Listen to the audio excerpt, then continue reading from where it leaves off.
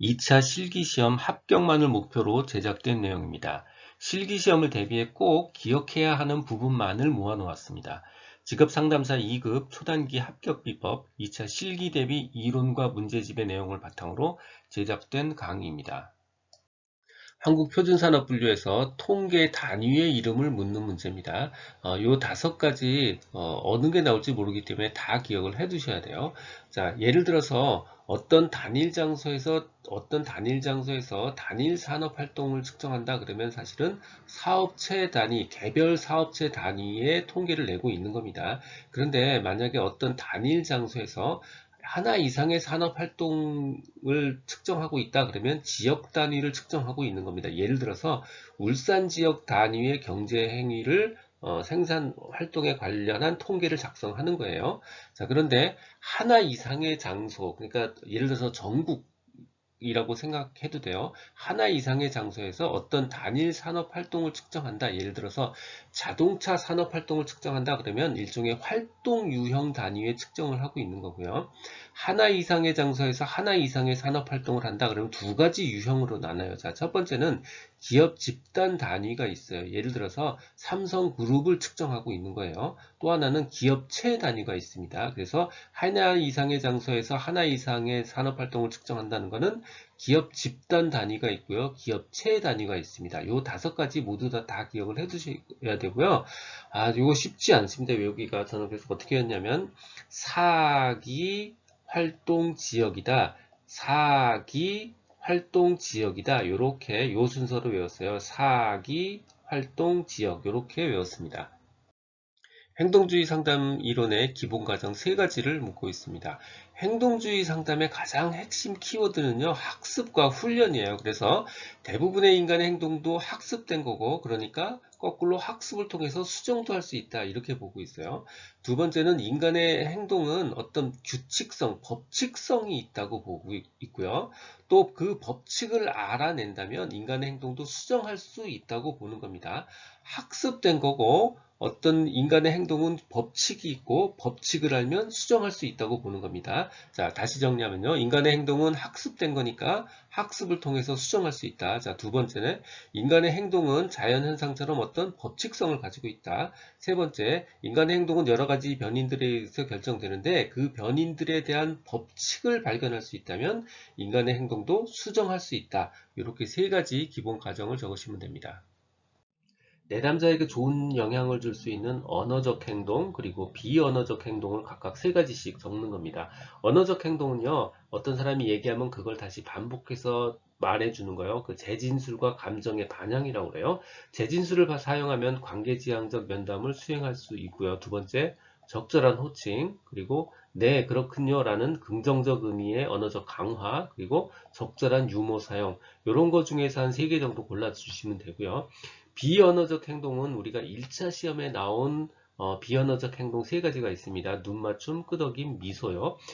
그냥 외우기가 좀 힘들어서 저는 눈, 코, 입이라고 외웠어요. 눈, 코 대신 끄덕이며 그 다음에 입은 미소를 짓죠. 그래서 눈, 코, 입 이렇게 외웠는데 눈 맞춤, 끄덕임, 미소 요 3가지를 비언어적 행동이라고 쓰시면 가장 모범 답안이 될 수 있을 것 같아요.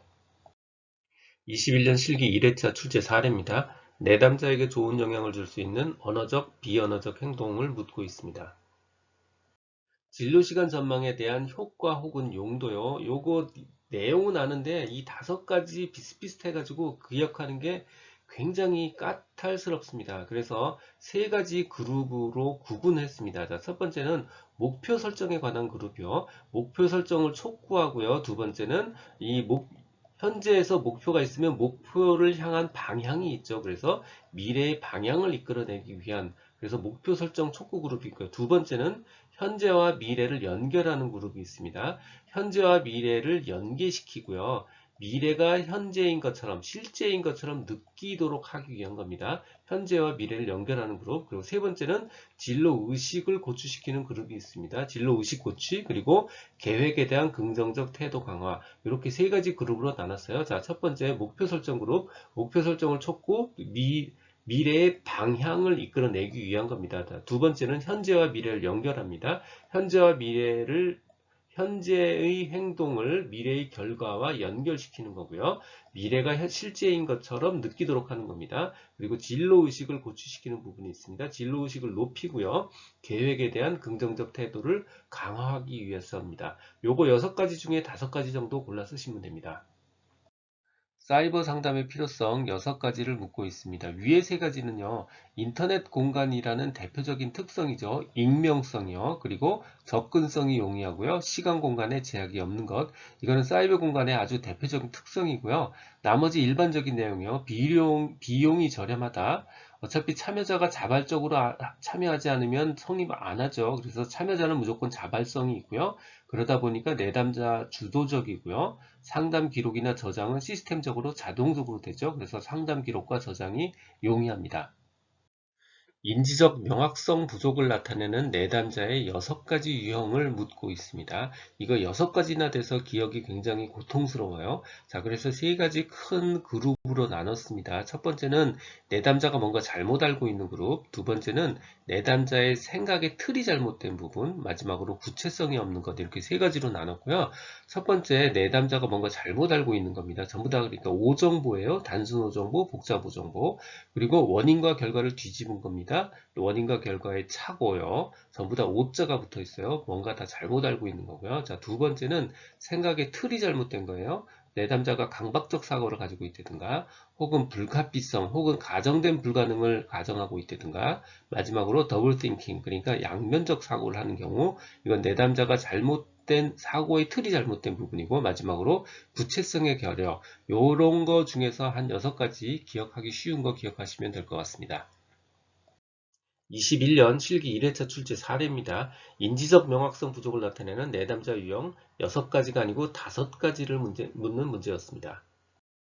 직무 스트레스로 인한 행동적 결과 5가지를 쓰는 문제입니다. 아무 전제 없이 그냥 행동적 결과를 쓰라 그러면 개인 수준의 결과를 쓰든 조직 수준의 결과를 쓰든 다 상관없으니까 이 많은 것 중에 5가지, 내용들도 대부분 상식적이거든요. 그러니까 5가지 그냥 써주시면 돼서 굉장히 평이하고 오히려 점수를 주는 형태의 문제가 되는데, 그게 아니고 조직 수준에서의 결과라고 물어보든가 혹은 개인 수준에 대해서의 결과라고 물어보면 이 2가지는 좀 구분을 하셔야 됩니다. 이 구분만 하셔도 나머지 문제는 어렵지 않아요. 개인 수준에서의 결과는 스트레스는 심혈관계 질환에 영향을 미친다고 1차에서도 여러 번 나왔죠. 그 다음에 정서불안, 정신적 불안을 유발합니다. 이런 정도 써주시면 되고요.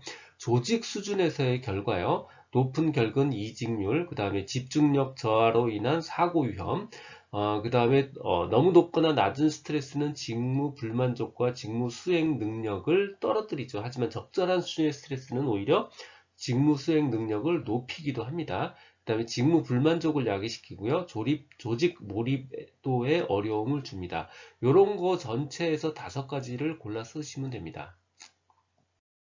21년 실기 1회차에 출제된 문제입니다. 직무 스트레스로 인해 나타나는 행동 반응 5가지를 묻고 있죠. 개인 수준에서의 결과, 조직 수준에서의 결과 이렇게 나눠서 해도 좋고요. 요 경우는 개인이냐 조직이냐 묻고 있지 않으니까 여기에서 5가지 그냥 골라서 쓰셔도 됩니다. 직무기술서에 포함되는 내용 5가지요. 직무 명칭, 개요, 내용 이거는 완전히 당연히 들어가죠. 직무 명칭이 없이 할 수는 없잖아요.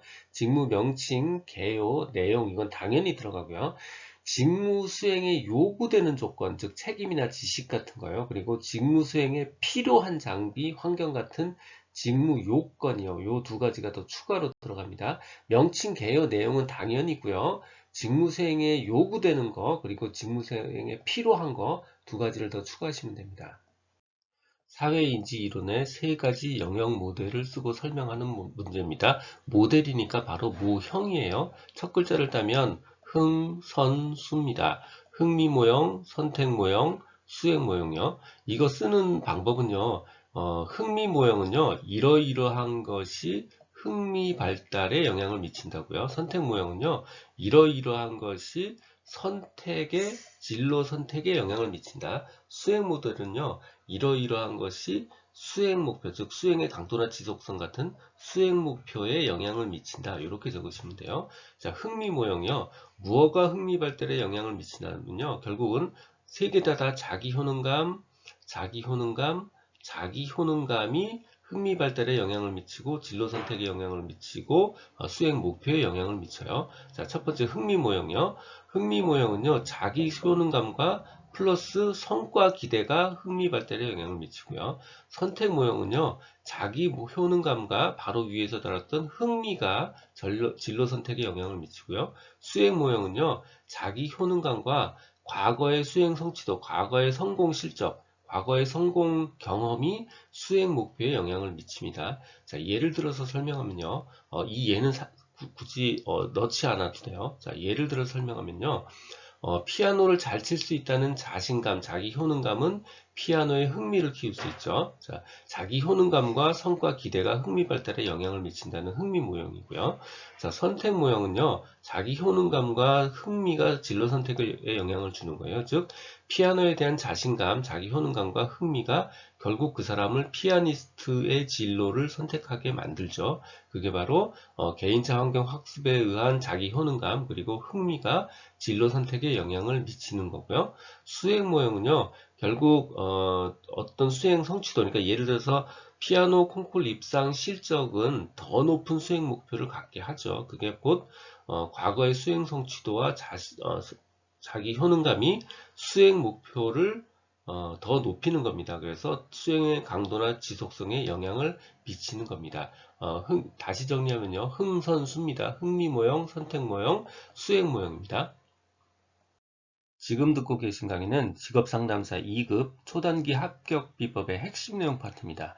반복 가능한 분량을 만들기 위해 복원된 문제를 모두 동영상에 넣을 수는 없었지만 중복된 개념을 통합해서 핵심 개념을 정리했으니까 이것만으로도 모범 답안을 충분히 쓸 수 있으리라 생각합니다. 하지만 답은 아는데 문제를 이해하지 못해서 틀리지 않도록 출제 이력 부분은 꼭 확인해 보시기 바랍니다. 또한 서술형인 2차 실기시험은 손으로 쓰여진 것만 점수로 연결이 됩니다. 눈으로 머리로만 공부하면 실패할 수 있습니다. 꼭 손으로 키워드를 직접 쓰면서 공부해야 한다는 점도 기억해 주시기 바랍니다. 자발적 실직자에게 나타나는 5가지 비합리적 신념을 묻고 있습니다. 이 사람들은 명예퇴직자하고 조금 달라요. 자발적 실직자라서요. 자신감과 자존심을 가지고 있고요. 한편으로는 불안감도 같이 가지고 있습니다. 그리고 직업 상담에 대한 오해도 가지고 있어요. 그래서 이렇게 3가지 그룹으로 나눴습니다. 자, 첫 번째, 자신감과 자존심 부분이요. 이 사람들은 기본적으로 자신이 나갔기 때문에 추가적인 직업 탐색 기법을 습득할 필요는 없다는 그런 신념을 가지고 있어요. 한편으로는 자존심이 굉장히 강해서 면접 후 거절당하는 것은 재앙 같다는 그런 비합리적 신념을 가지고 있습니다. 두 번째 그룹, 불안감 부분입니다. 기존 직업이 완전히 만족스럽지 않았다고 생각할 수도 있기 때문에 완전한 직업 탐구가 필요하다라는 신념을 가지고 있을 수 있고요. 직업 탐색 과정에 몰두해야 된다라는 비합리적 신념을 가지고 있을 수 있습니다. 그리고 마지막으로는 직업 상담사가 직업을 찾아줄 거라는 그런 비합리적 신념도 가지고 있을 수 있습니다. 측정의 표준 오차가 무엇인지 묻는 문제입니다. 예를 들어서요, 우리가 자가 있는데 이게 1mm 기준으로 나누어져 있는 자를 사용해서 우리가 뭔가를 측정한다면요, 그 오차는요, 플러스 마이너스 0.5mm가 될 거고요, 요만큼이 오차 범위가 될 거예요. 그 얘기는 뭐냐면 실제 뭔가를 우리가 측정했을 때 이 실제 실측치는요, 요 오차 범위 안에 어딘가 있을 거라는 그런 의미입니다. 자, 실제 의미요. 측정의 표준 오차의 의미는요, 표본을 추출하는 과정에서, 뭔가 재는 과정에서 생기는 오차를 말하는 겁니다. 플러스 마이너스 0.5 같은 걸 얘기하는 거예요. 수검자의 이론적인 진점수, 실제 길이는요, 수검자의 이론적인 진점수를 포함하는 오차 범위를 말하는 겁니다. 이 수검자 실제 값은 요 오차 범위 어딘가에 있다는 뜻이에요. 자, 예를 들어서 설명을 하면요. 측정의 표준 오차가 3이고요. 실제 측정치가 20이라고 하면 샘플링에서 나타난 그 실제의 결과는요. 바로 측정치인 20의 표준 오차 플러스 마이너스 3 안에 있을 거라고 통계적으로 말할 수 있습니다. 우리가 여기 값을 1이라고 읽었을 때 실제 값은 1 플러스 마이너스 0.5 안에 어딘가 있을 거라고 통계적으로 말할 수 있습니다. MBTI 네 가지 양극 차원에 대한 선호 부분을 묻는 문제입니다. 첫 글자를 따서 애정, 판생입니다. 에너지의 방향, 정보의 수집, 판단적 차원, 생활 양식 차원이요. 에너지의 방향은 성격이 외향적이냐 내향적이냐 이렇게 생각하셔도 돼요. 자, 에너지의 방향 차원, 외향성, 내향성입니다. 정보의 수집은 정보를 어떤 방법으로 무엇에 의존해서 받아들이냐의 문제고요. 정보의 수집 혹은 자극의 인식 차원이라고도 표현해도 됩니다. 감각에 의존하느냐, 직관에 의존하느냐의 문제예요. 감각형, 직관형이요. 판단적 차원, 뭔가 판단을 내릴 때 감정적으로 판단하느냐, 사고적으로 판단하느냐, 사고형, 감정형이요. 생활 양식 차원이요. 판단형이냐, 지각형이냐의 문제입니다. 첫 글자 다시요. 애정, 판생입니다. 인간 중심 치료 상담에서 말하는 완전히 기능하는 사람의 네 가지 특성입니다. 개방적이고요, 실존적인 삶을 살고 창조적이고 자유의식을 갖습니다. 다시요. 체험에 대해서는 개방적이고요, 실존적인 삶을 살고요, 창조적이고요, 선택에 대해서는 자유의식을 갖습니다. 체험에 대해 개방적, 실존적 삶, 창조적, 선택에 대한 자유의식 이렇게 네 가지입니다. 검사에서 채점자 혹은 평정자로 인해서 발생하는 오차의 유형 세 가지를 쓰는 문제입니다. 후광 효과, 관용의 오류, 중앙 집중 경향의 오류, 논리적 오류. 요거 중에서 한 세 가지 정도 기억을 하셔서 쓰면 됩니다. 먼저 후광 효과요. 수검자에 대한 평정자의 어떤 첫 번째 인상이 점수에 영향을 미치는 거예요. 자, 예를 들어서 그 사람이 좋은 대학을 나왔으면 이 사람은 능력이 있을 거라고 그 상상을 해버리는 거죠. 이게 바로 후광 효과입니다. 수검자에 대한 평정자의 어떤 인상이 점수에 영향을 미치는 거예요. 관용의 오류요. 평정자가 어떤 타인을 평가할 때, 즉 점수를 내릴 때 웬만하면 후하게 평가하려는 그런 경향이 있습니다. 관용의 오류고요. 세 번째, 중앙집중 경향의 오류요. 평정자들은 아주 높은 점수나 낮은 점수를 잘 주려 하지 않아요. 그래서 아주 높은 점수나 낮은 점수는 피하고 중간 수준 어딘가에 있는 점수를 주는 경향이 있습니다. 이게 중앙 집중 경향의 오류. 마지막으로 논리적 오류요. 평정자가 어떤 한 특성의 점수를 알게 되면 관련 있는 다른 문제에도 평가에 영향을 미친다는 겁니다. 예를 들어서 근무 기간을 알면 그 사람은 승용도가 있을 거다라고 평가를 내려버리는 거죠. 그래서 평정자가 어떤 한 특성을 알면 다른 특성의 평가에도 영향을 미치는 것, 바로 논리적 오류입니다. 다시 이름만 정리할게요. 후광 효과, 관용의 오류, 중앙 집중 경향의 오류, 그리고 논리적 오류입니다. 관련 내용은 전자책 버전으로 출판돼서 교보문고, 예스24 등에서 구할 수 있습니다. 전자책이 불편하신 분들, 인쇄 가능한 버전이나 제약 없는 PDF 버전이 필요하신 분들은 제 블로그 공지글에서 구할 수 있습니다. 동영상 아래에 정보창에 링크를 넣어드렸습니다. 연재되는 나머지 실기 대비 강좌는 지금 화면 오른쪽에 나타난 재생 목록을 누르면 필요한 부분 선택해서 공부하실 수 있습니다. 도움이 되셨다면 구독 부탁드립니다. 지금까지 라디캠지기 꾸벅이 박준규였습니다.